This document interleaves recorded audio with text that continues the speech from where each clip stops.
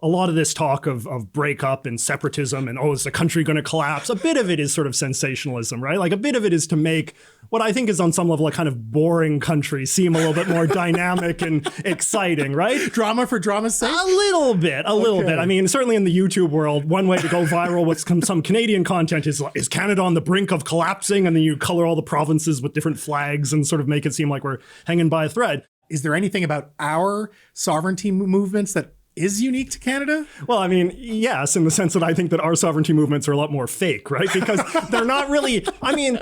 You're not giving anyone their due. Well, you know, it's like...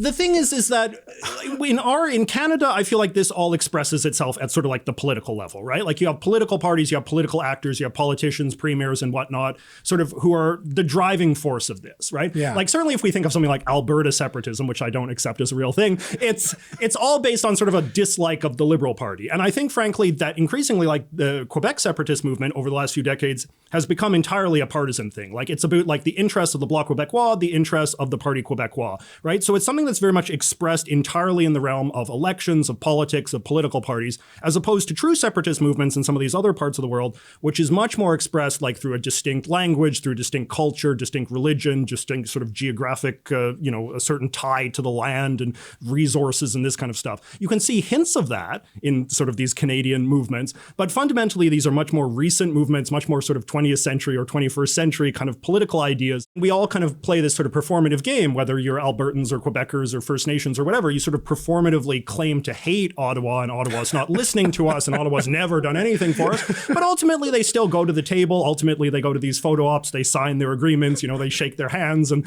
they get deals that they are happy with for a little while before, the cycle of whining continues.